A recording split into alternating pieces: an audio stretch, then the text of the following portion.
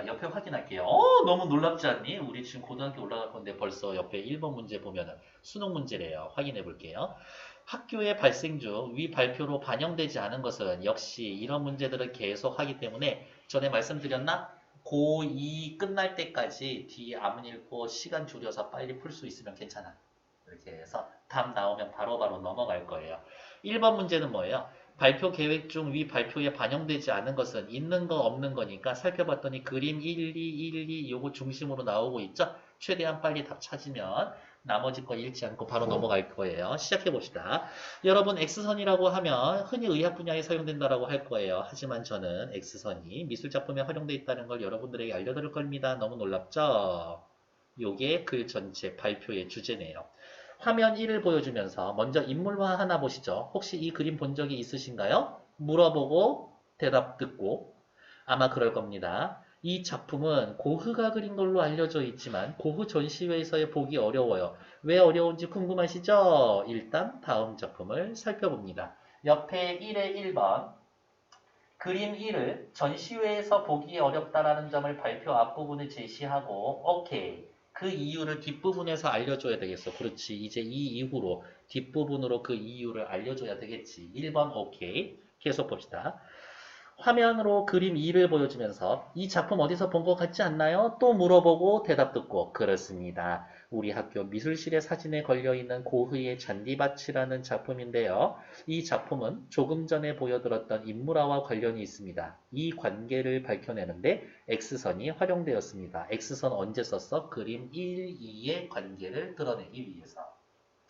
옆에 1의 2번 됐고 1의 3번 볼까요? 미술실에 사진으로 걸려있다는 사실을 친구들에게 상기시켜줘야 되겠어. 3번 맞는 얘기죠? 답은 2, 4, 5 셋 중에 하나야. X선이 이용됐다니까 의아하시죠? 물어보고 과학 선생님께 들은 이야기인데 과학자들은 X선을 이용해 고흐의 작품을 조사하다가 이 잔디밭이 그려진 캔버스에 원래 다른 그림이 있다는 걸 밝혀냈어요. 세상에. X선을 이용해 다른 그림이 그려져 있다는 사실을 밝혀냈습니다. 누가 알려줬어? 과학 선생님이. 옆에 15번에 뭐 지울 만한 이야기 있을까요? 1의 2번. X선이 이용되었다라는 과학 선생님의 말을 활용했어. 오케이. 그러면 답은 4, 5 둘 중에 하나야. 계속 볼게요. 저런 소리 들리면 너무 궁금하지 않니? 하지만 다가가면 이미 차는 없어지고 없죠. 컴퓨터로 보거나 원래의 그림을 제가 인터넷에서 찾았는데 어떤 그림이었을까요? 역시 물어보고 대답 듣고 그렇습니다. 그림 1을 살펴보면서 바로 처음에 보셨던 겁니다. 오, 세상에 인물화 그려놓고 위에다가 덧붙여서 그림을 그린 거네. 이 인물화가 그려진 캔버스 위에 고흐가 다시 물감을 덧칠해서 잔디밭 그렸어요. 이 인물화를 전시회에서 직접 보긴 어렵고 컴퓨터로 복원한 이미지로만 볼 수가 있습니다. 4, 5번 지울 만한 거 있을까? 오케이. 5번 지울 수 있죠? 그림 1은 컴퓨터로 복원한 겁니다. 그러니까 1번의 답은 4지. 그림 1, 2 나란히 배치된 화면을 주면서 어떤 관계인지 알겠어요? 미술작품을 연구하는데 X선 이용됩니다. 그럼 발표를 마칠게요. 라고 이야기를 하면서 전부 다 내용 들어가 있지만 도대체 왜 겹쳐서 그렸을까? 이유는 없다. 그래서 확인 4번. 2번, 3번 문제. 다음을 읽고 물음에 답하시오. 라면서 나 다음 주 월요일 날 쉬는 날이라서 달리 살바도르 달리전 보러 동대문 갈 건데. 그냥 얘기하는 거예요. 옆에 다음 페이지 2번 문제 확인할게요. 학생 1의 작문 과제에 가를 수행하기 위해 작성한 겁니다. 나를 고려하여 학생 1의 글로 가장 적절한 것은 자 무엇을 고려해야 되는지 밑줄 그어보도록 할게요. 오리 토끼 이거 여러분들 눈에는 뭐로 보여요? 오리로도 보이고 토끼로도 보입니다. 둘 다로 보이는데 선입견은 위험하다. 다양한 관점을 갖는 것이 중요하다. 옆에 3번 문제 확인할게요. 학생 2의 작문 과제를 수행했습니다. 기억에서부터 이건 다른 거구만. 오케이. 앞으로 넘어올게요. 자, 또 쭉쭉쭉 내려가서 피곤해 죽겠죠? 괜찮아요. 대학 전공 체험 실험에 다가온 학생들에게 선생님의 작문 과제를 부여했다. 작문 과제 뭐쓰래요? 인상 깊었던 점을 메모해보고 메모한 내용 모두 반영하고 비유를 활용하여 한 단락으로 써봅시다. 비유를 활용한다. 밑에다가 쓸 거예요. 뭐 쓸 거냐면 은유법, 직유법, 의인법. 요거 크게 세 가지 생각해 놓으세요.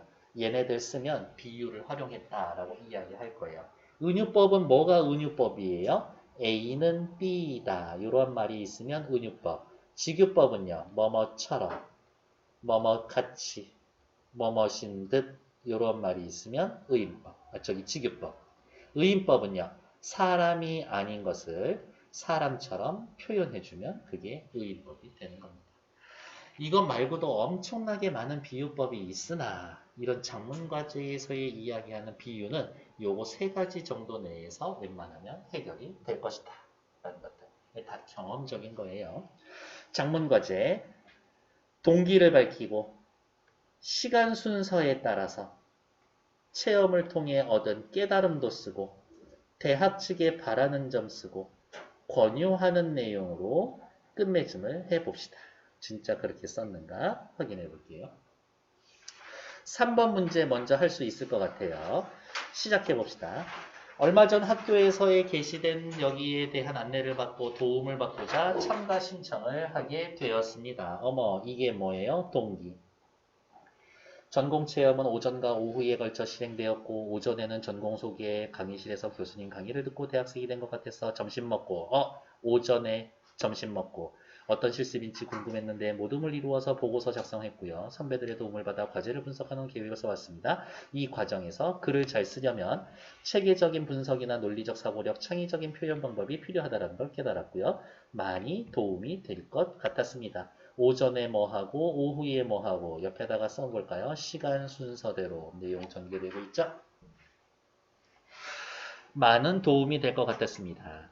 이번 전공 체험은 나에게 매우 의미 있었어요. 전공을 미리 체험해봄으로써 전공 선택에 대한 고민이 예전에 줄었고 전공 선택할 때 고려할 점도 생각해봤고요.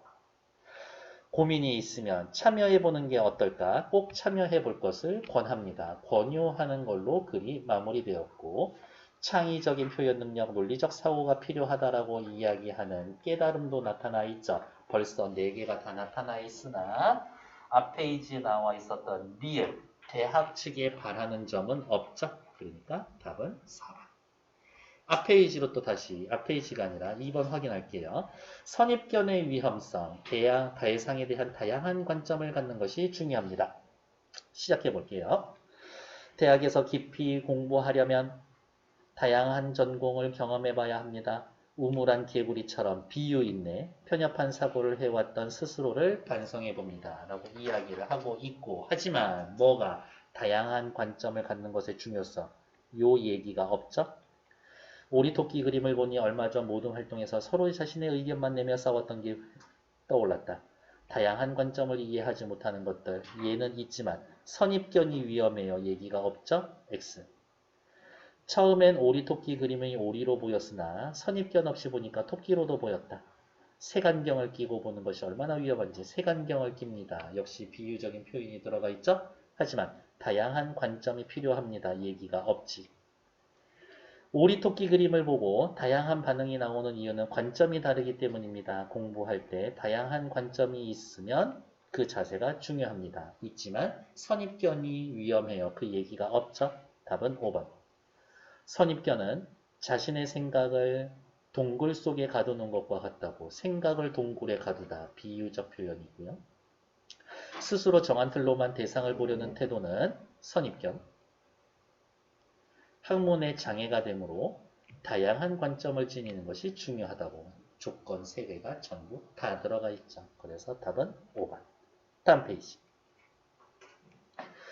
문법 문제인데요. 아이쿠야, 얘는 구개음화에 관련된 이야기인 건데 요거는 다음 주에 있을 문법 시간에 좀 확인을 할 거예요. 그래서 얘는 일단 오늘은 패스. 다음 페이지. 독서 지문이죠. 단락 앞에 번호 매겨놓고 시작할게요. 내가 과거의 역사적 인물로 한번 살아볼 수 있다 라고 이야기를 하면 누구로 살아보고 싶은데 혹시 뭐 이런 거 있어요?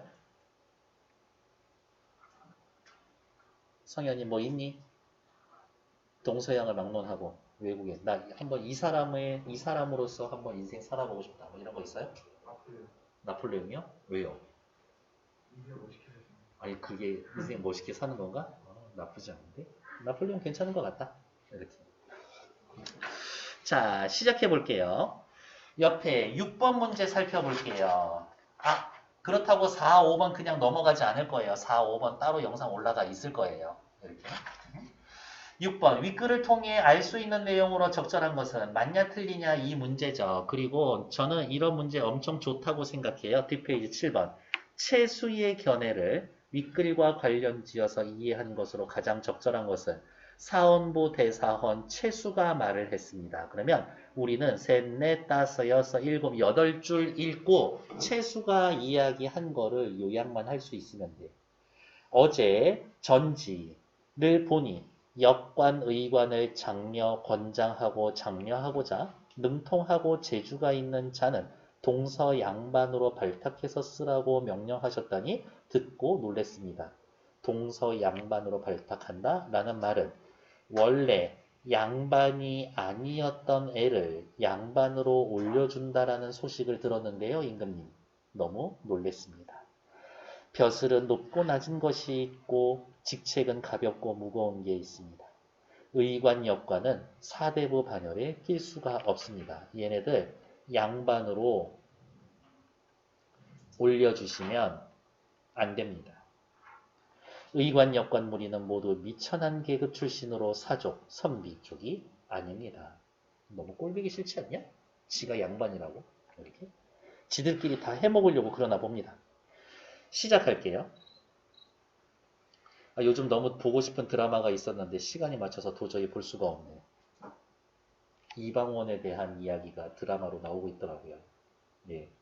아까 제가 말씀드렸던 그 역사적 인물 저는 이방원이에요. 이렇게.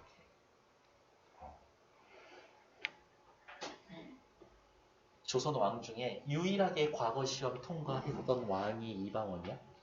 이제 고려시대 때 그 시험을 통과한 거지만 고려 말 중앙집권 체제의 약화와 왕권의 쇠퇴 속에서 조선 왕조를 세운 신흥 사대부들은 지주청이었기 때문에 노비 인력이 필요했습니다. 신흥 사대부는 지주라서 노비가 필요했다.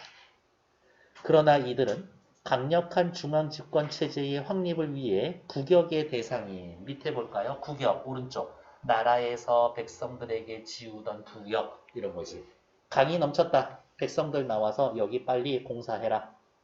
성을 짓는다. 나와서 일해라. 이런 것들. 국역의 대상인 양인계층의 폭을 넓히려고 했었습니다.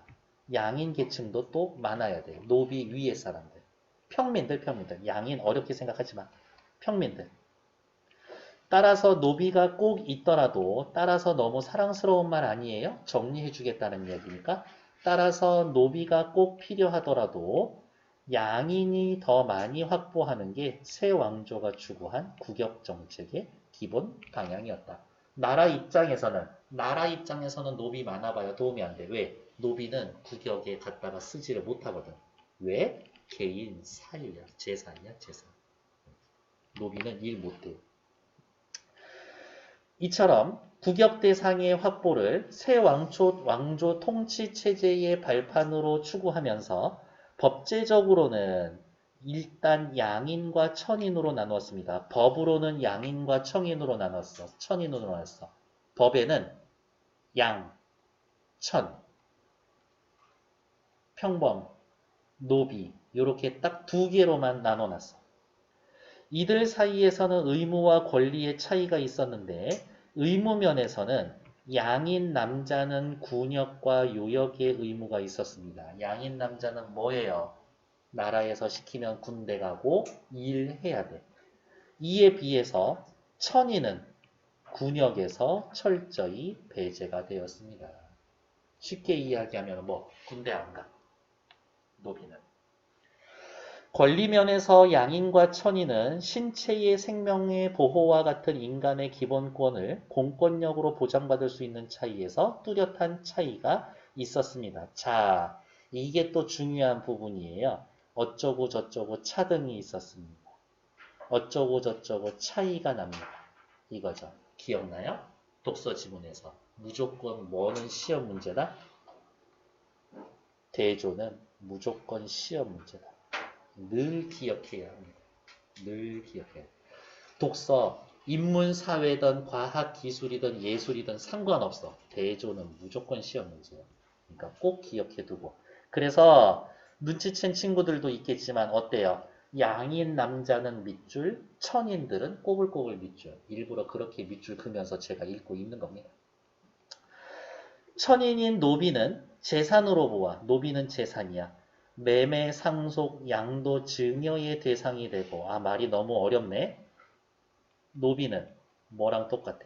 물건이랑 똑같아. 물건 취급이야. 물건 취급. 사는 곳을 옮길 자유가 없다. 노비와 양인이 싸우면 노비가 한 등급 더 무거운 벌을 받는다. 양천 사이에 법적인 지위의 차이가 있다. 권리면에서 양천의 가장 분명한 차이는 관직 진출권이 있느냐이다. 양인 중에서도 관직 진출권이 제한된 사람이 없으나 양인은 일단 관직 진출권, 벼슬 하려면 할 수 있어. 능력이 있으면. 더러 노비가 국가에 공을 세워 정규 관직인 유품직을 받기도 했으나 반드시 양인이 되는 종량의 절차를 거쳐야 했습니다. 무슨 말이냐? 노비가 공을 세웠다.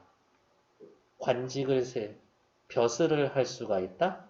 곧바로 못하고 먼저 종량이라는 절차를 거쳐서 양인, 평민이 된 다음에 관직을 줄 수 있어. 노비한테는 관직을 못 줘. 곧바로. 그러나 의외로 중요 포인트. 어디가 중요 포인트? 여기가 중요 포인트. 도대체 여기가 뭔데요? 라고 물어보신다면 저는 이렇게 이야기하겠죠. 단락의 시작이. 그러나 분명히 네 번째 단락에 관련된 이야기가 무조건 있을 것이다. 이렇게. 그래서 저는 그러나 나오면 실제로는 이렇게 체크해놔요. 이렇게 선 그어놓고 이렇게 화살표 표시 서로 반대되는 이야기. 이렇게 해놓습니다. 그러면 눈이 한 번 더 가거든. 양천 구분은 법적인 구분이었지. 실제 사회 구성은 더 복잡했었다. 법적인 거랑 실제랑 서로 차이가 있었습니다. 양천이라는 법적 구분 아래의 사회 구성원은 상급 신분층인 양반, 역관, 의관과 같은 기술관이나 서월 등의 중인계층, 양인이 많았던 평민계층, 노비가 주를 이룬 천인계층. 법적 구분은 2단계지만 실제 구분은 4단계였다. 이게 차이점이에요. 조선을 양반 관료 사회라고 규정하듯 양반은 정치, 사회, 경제에서 갖가지 특권과 명예를 독점적으로 누리면서 그 아래인 중인, 평민, 천민과 격을 달리했다. 세상, 양반놈들은 이렇게 생각했대. 자기들하고 나머지들, 중인, 평민, 천민들, 우리는 니들하고 다르지 이거야. 아까 잠깐 봤던 7번에 채수가 이 생각이지. 그렇지 않나? 채수는 여기 있는 중인이 양반으로 넘어오는 거 엄청 싫어했잖아요. 이거 채수 생각이구나. 이들은 반상이라는 말로 표현합니다. 툭 잘라서 얘네들은 반, 얘네들은 상 이거죠. 반상은 신분을 지배자와 피지배자로 나눈 것으로서 지배자, 피지배자로 나눈 것으로 반상에는 반에는 중인이 들어가지 않지만 상에는 평민부터 노비까지 들어갑니다. 얘네들을 특히 상이라고 이야기를 했었다. 그러니까 얘네들은 어디예요? 중인들은 일로도 못 가고 그렇다고 얘네들하고 명확하게 또 같은 것도 아니고 중간에 끼어있네. 그래서 진짜 중인인가 보네. 이러한 법적 구분과는 달리 사회 통념상 이유는 뭐예요? 최고 신분인 양반의 지배자적 위치를 돋보이게 하려는 의식에서 요게 7번 문제에 나타나 있는 채수 이 사람의 생각인 거네. 아 쟤네랑 우리랑 급이 달라. 어딜 같이 놀려고 그래야 해. 이런 생각이죠. 이처럼 국가 차원의 법적 규범인 양천제와 당시 실제 계급관계인 사회통념상 반상제가 국가적으로 실제적으로 중세의 신분구조를 이루었습니다. 사회가 발전하면서 양천제라는 법적인 틀에서 사회통념상 신분규범이 규정요소로 확고히 자리 잡았습니다. 이게 적용이 되면서 이게 기본이지만 사실은 이걸로 생각했습니다. 지주제의 확대와 발전, 조선의 안전과 변동을 나타낸 것이기도 했었습니다. 괜찮나요? 위로 올라와서 문제 풀러 갈게요. 중의는 반상제의 반에 포함되지 않았다. 맞죠? 그리고 옆에다가 또 쓸 수 있어요. 뭐? 반상제의 상도 아니야. 양인 가운데 평민의 수가 양반의 수보다 더 많았습니다. 그렇죠? 지배계층이 더 많을 수는 없어. 피지배계층이 더 많을 수는 없어. 사회통념상 4단계. 맞죠? 지주제의 발전과 확대는 양천제, 반상제의 변화와 관련이 있습니다. 마지막 단락에 있었죠? 답은 5번이죠. 국역정책은 노동력 확보를 위해 노비의 수를 최대한 늘리는 게 아니라 누구? 양인의 수를 최대한 늘리는 게 우선시 되었습니다. 노비는 많아봐야 나라 입장에서는 국가 입장에서는 도움이 안 돼. 이제 채수의 내용 찾으면 되겠지. 자, 1, 2, 3, 4, 5번. 성현이 채수의 내용으로 가장 적절한 것은 의관, 역관과 같은 중인을 동서양반에 발탁하려는 임금의 조치에 반대했어. 왜? 자신의 지배자적 위치를 돋보이게 하려고. 아주 좋아. 다음 페이지. 옆 페이지 볼게요. 다음 글을 읽고 물음에 답하시오. 역시 독서 지문이네요. 단락 앞에 번호 매겨놓고 시작할게요. 쭉쭉쭉. 세상에 이렇게 좋은 기능이 있었다니 미리 좀 알려주지 나쁜 놈들.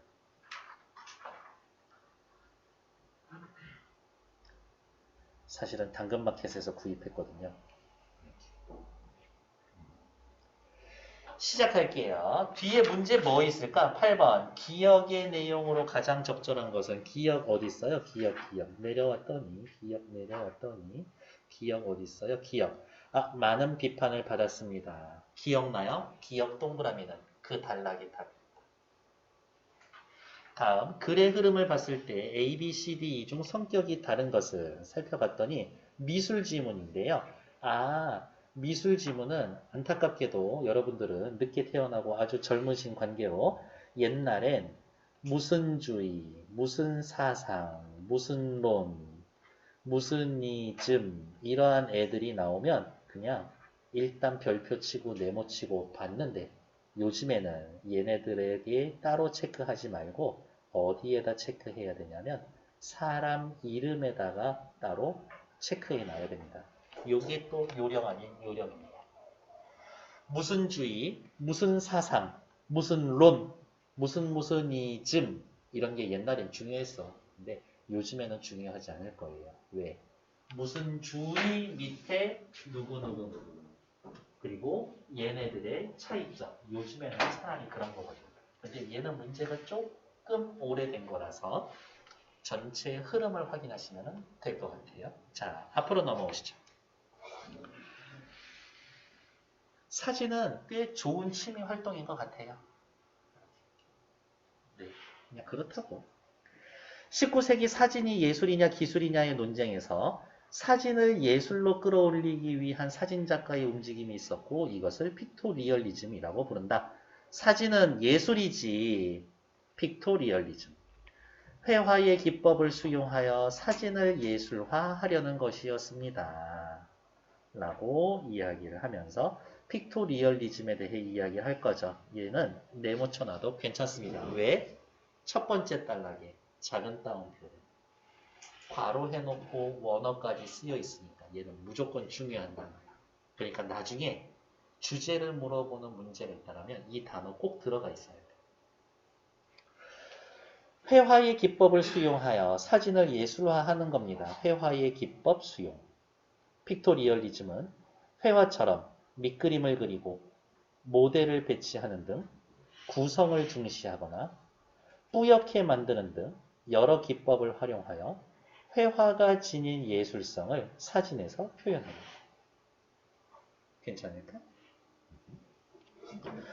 픽토리얼리즘의 선구자인 라빈슨은 발음 너무 좋았는데 라빈슨 자 세모 표시 사람 이름이라서 그냥 세모 표시 한 거예요. 지금 비웃는 것 같은데 사진이 기술을 넘어 예술로 인정받을 수 있는 방법으로 조합인화 방식을 이용했다. 원래는 네모해도 괜찮지만 너무 네모가 많아서 이 정도에선 동그라미 체크 한번 해봅시다. 조합인화 방식이란 단어 뜻 설명할 거예요. 여러 장의 사진의 원판을 조합해서 한 장의 작품으로 인화하는 겁니다. 사진 여러 번 찍어서 한 장으로 만드는 거예요. 로빈슨은 자신이 구상한 스토리에 따라서 모델들의 포즈나 연기 등을 지도하여 각각의 장면을 촬영하고 그 사진을 조합해서 인화함으로써 사진도 회화처럼 창조적인 예술품이 될 수 있음을 보여주었다. 또한 작품의 내용은 이성보다 감성을 중시했던 당대의 낭만주의적 경향을 반영해서 감성 중시, 낭만주의, 사진의 감정을 담아낼 수 있음을 보여주었습니다. 집에 찾아오는 봄, 괜찮은데요? 이거 어떻게 만들었을까? 집에 찾아오는 봄입니다. 자, 또 옆에다가 이렇게 어이구야, 여기에다가 밑줄 치고 별표. 예술 지문에서 언급하는 작품은 무조건 중요하다. 왜? 세부 내용으로 알맞은 것은 알맞지 않은 것은 문제거나 2번 다른 작품하고 비교하는 문제로 꼭 활용하기 때문에 세부 내용 물어보는 문제 다른 작품과 비교하기 때문에 다른 지문에서 예를 들어 나오면 그렇게 문맥상 중요한 얘기는 아니다. 근데 예술 지문에서 예로 드는 인용하는 작품은 중요해요. 이렇게. 로빈슨은 낭만주의 시인이었었던 스펜서의 시에서의 영감을 얻어서 제작한 것으로 봄을 맞이하는 사람들의 다양한 모습을 담고 있다. 어떻게 만들었대요? 밑그림을 미리 그리고 전체 배경에서 각각의 사진이 들어가야 할 위치와 비율을 정하고 감정이 드러나게 표현과 포즈를 미리 계산해서 각각 촬영했대요. 여기 나오는 사람들 따로따로 촬영했대요. 얘 따로 찍고 얘 따로 찍고 거기 서보세요. 이러한 포즈로 그렇게 다 해서 따로따로 찍고 자신의 의도한 위치에 맞게 조합해서 최종 인화했습니다. 치밀하게 구성하여 작품을 완성해서 의도를 효과적으로 드러냈습니다. 이러한 로빈슨의 사진은 인위적이거나 의도적인 기법을 거부하는 사진가들에 의해 많은 비판을 받았습니다. 그러면 이제 또 다시 체크해야 되겠네요. 이 비판의 내용은 뭐예요? 인위적이거나 의도적인 기법 거부하는 사람들. 당신 그림은 자연스럽지 않은데요. 사진은 자연스럽지 않은데요. 뭐 이렇게 조작을 많이 합니까? 이거지. 그럼에도 불구하고 오늘날 로빈슨의 사진은 사진을 예술의 반열로 올려놓았던 최초의 노력. 그의 사진은 사진이 작가의 창조성을 표현하기에 부적합하다라는 편견을 타파했습니다. 그러면 사진이 작가의 창조성을 표현한다 까지만 밑줄 그어 놓으면 로빈슨 얘기지. 됐지 않을까요? 어디 있을까? 13번 하기 어디 누구야? 8번보다 9번 문제는 먼저 확인할 수 있을 것 같아요. A, B, C, D, E 성격이 다른 하나는 살펴볼까? 확인할게요. 처음 나와 있는 거 누구? 밑그림 이거 누구 거예요? 픽토리얼리즘 로빈슨 거예요. 회화는요 그냥 그림이지. 밑에 스토리 만든 거 로빈슨이죠. 포즈를 미리 계산한 거 로빈슨이지. 치밀하게 구성한 거 로빈슨이죠. 나머진 다 로빈슨인데 2번 B만 아니다. 9번의 답은 2번 됐을까요? 네. 8번 기억의 내용으로 가장 적절한 것은 자 답은 이미 나와 있습니다. 많은 사진가들이 비판했습니다. 뭐라고 비판했어요? 당신의 사진은 너무 인위적이고 의도적입니다. 그럼 얘네들은 물어봐. 비판하는 사람한테 사진은 어떤 거여야 합니까? 자연스러워야 합니다. 있는 그대로 보여줘야 합니다. 그런데 네 그림은 네 사진은 너무 인위적입니다. 이거죠. 윤정씨 8번의 답은 몇 번? 그렇지. 어쩜 이렇게 대충 얘기했는데도 저렇게 찰떡같이 답을 찾을 수 있을까? 사진의 예술성은 인위적인 게 아니라 자연스러움을 추구할 때 나오는 겁니다. 오케이, 잘했어. 자, 다음. 요거 하나만 한 다음에 또 조금 쉬었다 할 수 있어요. 한 5분 정도. 제목은요, 누구냐? 수경낭자전인데, 수경낭자전은 꽤 중요한 작품입니다. 이렇게. 10번 볼까요? A와 B의 공통적으로 말하기 방식. 거봐, 내가 아까 얘기하지 않았어? A라고 묶어놓은 거 대사적. B로 묶어놓은 거 대사적. 근데 10번은 너무 대놓고 얘기를 해줬네. 문제를. 뭐라고? 말하기 방식에 대해서. 충고한다. 자신의 생각 드러낸다. 여기 밑줄 긋지 마세요. 청자의 동의를 구한다. 청자를 위로한다. 부정적인 결과를 강조한다. 너 큰일 날 거야. 뭐 이렇게. 저 말들만 잠깐 기억하시면 됩니다. 다음 페이지. 보기는 윗글에 나타난 인물의 이동 공간을 도식화한 겁니다. 보기를 참고하여 이야기합시오. 선군과 수경낭자는 원래 천상에서에 살고 있었던 신선, 선녀였었는데 안동이라고 하는 오견동이라고 서울 안동이라고 하는 지상계에서 돌아다니고 있습니다. 여기엔 나와 있지 않지만 이렇게 정리를 할까요? 선군, 수경낭자는 천상계의 사람이 지상계에 내려오는 이야기입니다. 그리고 제일 많은 부분을 차지하는 건 지상계에서의 이야기를 하고 있는 거죠. 세상은 인간 세상뿐만이 아니라 천상세계, 인간, 신선들 사는 세계가 있어. 이러한 말을 뭐라고 이야기하면 이원론적 세계관 이라는 말을 쓸 거예요. 이 말은 내신 시험에 자주 나오는 말이니까 꼭 기억해둬야 합니다. 세상이 인간 세상뿐만이 아니라 다른 세상이 또 있어. 이원론적 세계관. 이원론적 세계관. 그리고 천상에 있는 인물이 지상에 나올 때는 웬만하면 죄를 짓고 내려와요. 이렇게. 근데 뭐 그런 죄들이 또 거창한 건 아니야. 일 시켜놨더니 일을 잘 안 한다던가. 견우직녀도 그렇잖아요. 둘이서 눈 맞아가지고 일을 안 하니까 갈라놓은 거잖아. 복숭아밭 지키라고 했었는데 복숭아밭 안 지키고 있으면 막 지상으로 내려보내요. 이렇게. 선녀랑 신선이랑 둘이서 눈 맞아가지고 서로 사랑하고 있으면 이것들 봐라 하면서 지상으로 쫓아내고 보통 그런 경우가 많죠. 진짜 중요한 문제는 여기죠.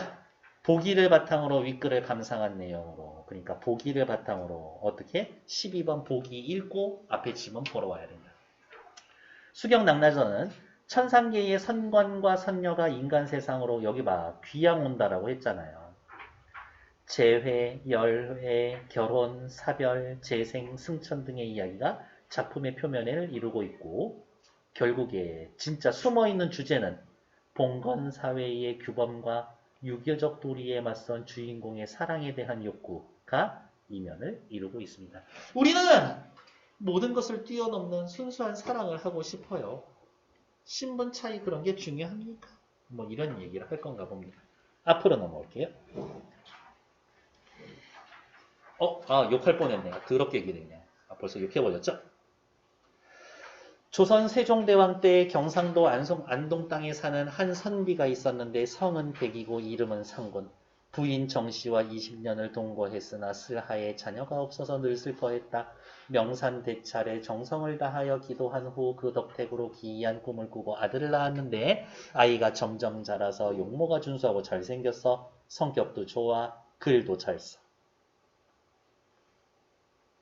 유려하다는 흐를 유자에 아름다울려 고려할 때 그 여자예요. 그러니까 굉장히 어떻게 아름답다 요 정도 뜻이고 그의 부부 백상군 부부는 외아들을 천금인 양 애지중지하고 이름을 선군이라고 지었고 우리는 이미 알고 있죠. 이 선군이가 누구? 주인공 남자아이.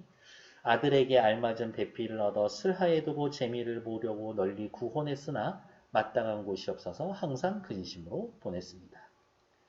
이때 수경낭자도 천상에서 선군과 희롱한 죄로 옥연동에 귀양을 와 있었는데 그러니까 인간의 몸으로 태어났는데 선군이 인간 세상에 태어난 까닭에 자기와 천생연분인 줄 모르고 다른 가문에 혼인하려는 것을 알게 되었었다. 수경낭자 어디가 있냐. 수경낭자는 어떻게 내가 원래 정체가 선녀였다. 라는 걸 알고 있지. 하지만 선군이는 몰라. 그러니까 이 정도로 한번 써볼까요? 선군이는 자신의 전생을 몰라. 하지만 수경낭자는 자신의 전생과 선군이 사이에 인연을 다 알아. 저 남자 나랑 결혼해야 되는데 딴 데서 막 결혼하려고 하고 있어. 어떡하지? 알려줘야지. 우리 두 사람이 인간 세상에 귀양 와서 백년 가약을 맺기로 되어 있는데 이제 낭군은 다른 가문에 구혼하면 우리의 천생연분은 속절없게 될 것이다. 하고 슬퍼하고 있었다. 선군의 나이가 16살 되던 해 어느 봄날 선군이 서당에서 글을 읽다가 저도 모르게 몸이 노곤하여 책상에 기대어 졸다가 깜빡 잠이 들었는데 여기에다가 빨간색으로 밑줄 깜빡 잠이 들었는데 뭐 할 거예요? 꿈을 꿀 거지. 고전소설에서의 꿈은요, 주로 문제 상황을 해결하는 문제 해결책을 제시해 주거나 미래의 일을 암시하거나 과거 사건에 대한 정보를 제공해 주거나 이 세 개가 제일 많고 너무나 중요한 작품 구운몽과 같은 작품에서의 꿈은 깨달음을 얻게 되는 계기가 되거나 깨달음을 얻게 되는 계기가 되거나 뭐 이 정도의 역할을 해줄 겁니다. 선군이가 잠을 자고 있는데 꿈에 노의홍상 단장한 낭자 누구야? 수경이지. 문을 열고 들어와 두 번째라고 말하기를 낭군은 저를 몰라보십니까? 제가 여기에 온 것은 다름이 아니라 우리 둘이 천생연분이 있어서 이렇게 왔습니다.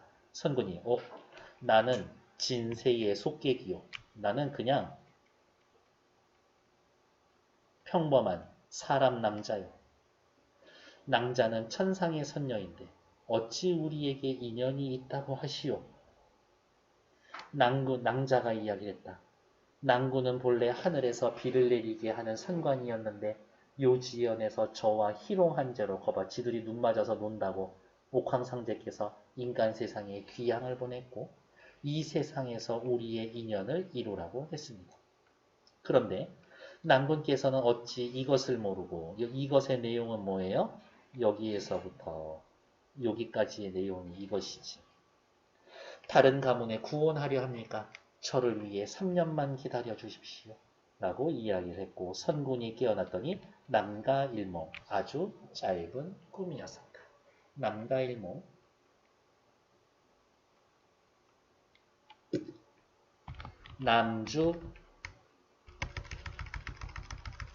남주지몽 한단지몽 남가일몽 남주지몽 한단지몽 일장춘몽 여옹침 전부 다 똑같은 말이에요.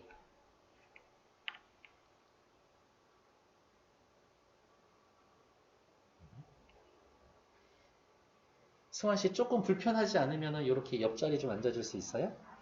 네. 협조해 주셔서 대단히 감사해요. 어쩜 저렇게 부탁을 잘 들어줄까? 너무너무 고마워요. 이렇게. 여기 나와 있는 사자성어 5개 있죠? 고3 모의고사에 한 번씩은 나왔던 단어예요. 이렇게. 인생은 짧아. 한순간이었어. 그러나 꿈속에서 본 낭자의 얼굴은 꿈인데 꿈에서 본 여인이 너무 이뻐. 하늘을 날던 기러기가 부끄러워 땅에 떨어질 만큼 아름답고 조각달을 수놓을 듯한 자태는 천상의 밝은 달이 구름 속에서 막 솟아난 듯했다. 꿈에서 깨어난 뒤에도 붉은 입술에 하얀 이를 드러내고 말하던 낭자의 목소리가 귀에 쟁쟁하고 어머, 붉은 입술에 하얀 이라고 해서 단순호치. 미인을 이렇게 표현했어요. 이렇게. 그래서 뭐다? 양치질을 깨끗이 잘 하자. 낭자의 목소리. 옷 같은 낭자의 얼굴이 눈에 삼삼했다. 선구는 꿈에 본 낭자를 잊지 못해 병이 들었는데 꿈에서 만난 여자한테 상사병 걸렸어. 부모가 이상하게 여겨 말했다. 네 병세를 보니 아무래도 이상하다. 무엇 때문인지 숨기지 말고 내 속마음을 사실대로 말해보거라. 며칠 전에 꿈에 옷 같은 낭자가 말하기를 저는 월공선녀인데 그대와 천생연분이 있나이다. 다른 곳에 구원하지 말고 저를 3년만 기다려주세요라고 해서 갔습니다. 그 낭자를 생각하니 하루가 3년처럼 느껴집니다. 어찌 3년처럼 기다릴 수 있겠습니까? 병이 골수까지 깊이 들었습니다. 꿈에서 만난 여자한테 상사병에 빠졌어요. 상사병을 앓던 선구는 3년을 기다려야 수경남자와 결혼할 수 있다라는 금기를 깨고 수경남자와 결혼해서 문제 생기지 않나? 하지 말랐는데 했으면 남매를 두고 행복하게 지낸다. 그런데 선군이 부모의 명으로 과거를 보러 갔을 때 상경했을 때 수경남자가 다른 남자와 몰래 만난다라는 매월 시비라고 해서 종이에요. 종. 여자 종. 얘가 선군이를 흠모하고 있었거든. 그래서 모함해서 수경남자. 남자 만납니다. 이렇게 뒤집어 씌울 거야. 모함으로 자결하고 큰일 났네. 이거 죽으면 끝 아닌가? 백상군은 선군이 아버지. 임소절을 선군의 새 부인으로 맞이하기로 결정을 한다. 며느리가 죽었다고 다른 며느리를 또 빨리 잽싸게 드리려고 하죠. 한편 선군은 장원급제한 후 수경남자가 보고 싶어서 바삐 집으로 향한다. 어쨌든 장원급제했기 때문에 상공이 기쁜 얼굴로 아들 쳐다보는 거죠. 너의 얼굴이 두목지처럼 우아하고 풍채도 뛰어난데 이제 한림학사라는 벼슬까지 하게 되었다. 너 같은 대장부가 어찌 한 부인만 둔 채 세월을 보낼 수가 있겠는가? 세상에. 이 대사를 통해서 우리는 알 수가 있죠. 뭐라고? 일부 다처제가. 일부 다처제.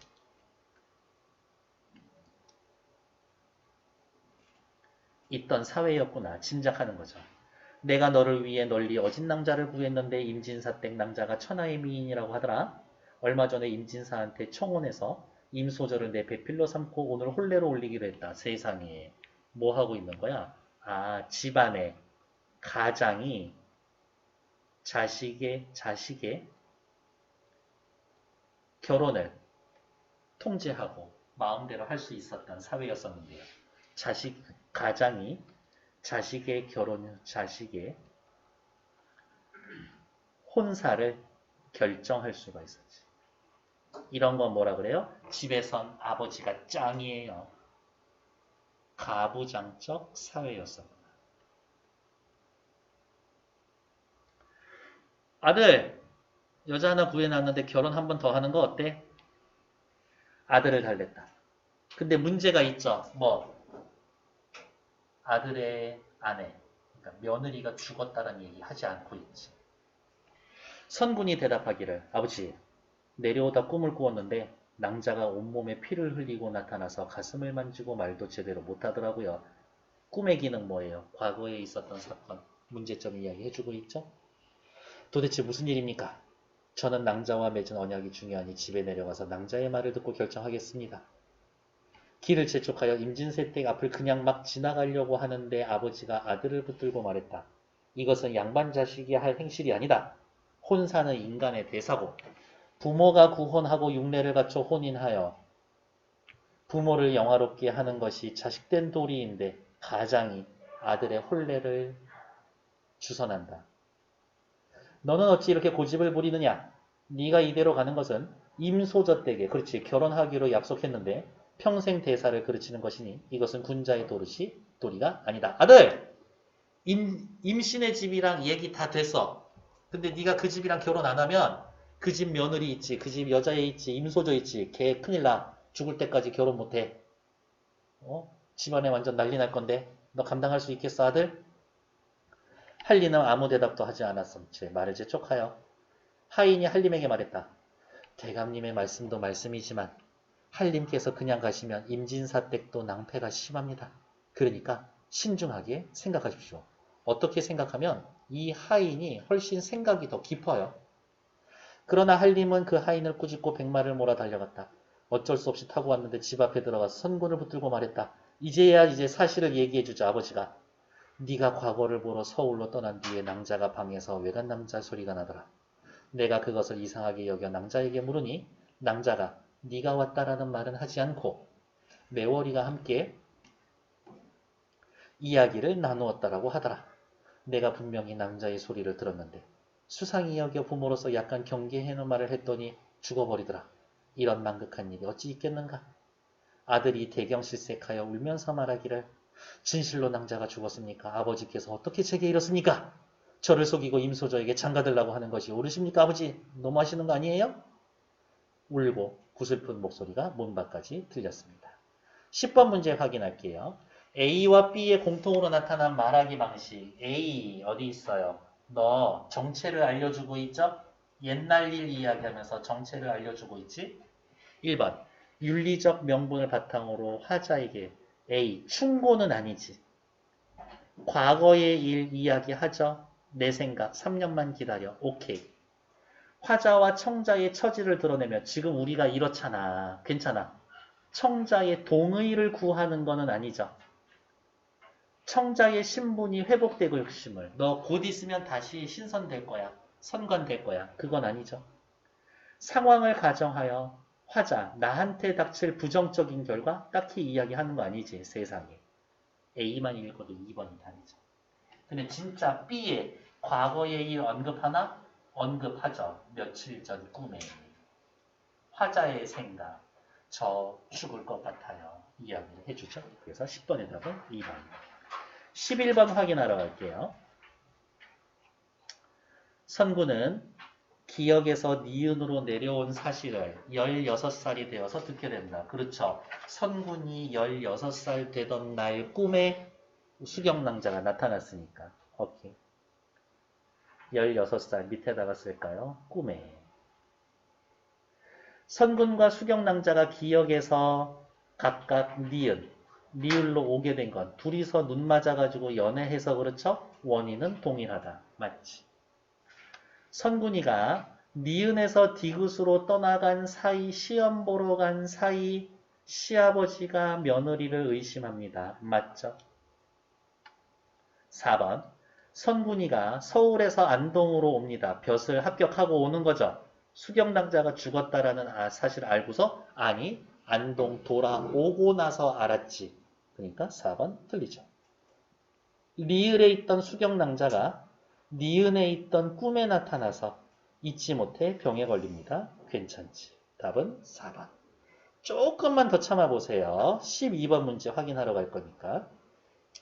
1번. 인간으로 태어났다. 천상계에서 귀양 왔다. 맞죠. 결혼할 당시는 부모가 구혼하고 육례를 갖춰 혼인하는 게 유교적 도리였었다. 맞죠.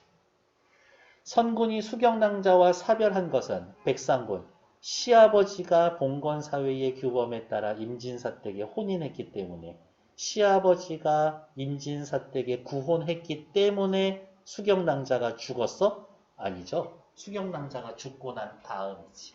그러니까 3번 틀린 말이죠. 선구는 수경낭자와의 사랑 때문에 부모가 청혼하여 인연을 맺은 임진사댁의 도리를 저버립니다. 그렇지. 다른 가문에 구혼하지 말라고 부탁한다. 인연을 이어나가기 위해서. 괜찮은 이야기죠. 그리고 빨간색으로 밑에 하나 더 써놓을까요? 고전 소설이든 현대 소설이든 상관이 없습니다. 밑에다 우리 항상 위에다 쓰고 있었지? 위에다 빨간색으로. 어디 있을까? 아유씨. 또 안 되는군요. 됐으면 좋겠는데. 됐어. 역시 또 그냥 쓰도록 할게요. 자, 뭐라고 쓸 거냐? 모의고사 지문에 나오는 모든 글에서 언제나 중요한 것 딱 두 가지만 골라라 라고 이야기한다면 순서, 인과관계. 얘네들은 언제나 중요하다. 언제나 중요하다. 독서 지문도 순서, 과정 파악하는 거. 인과관계 파악하는 거. 문학작품에서도 마찬가지다. 그나마 시도 이런 식으로 읽어야 해요. 기억나요? 저번 주에 제가 말씀드렸었던 거?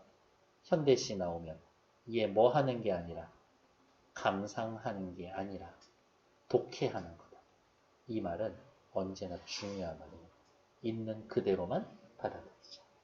됐을까요? 10분만 쉬었다가 할게요.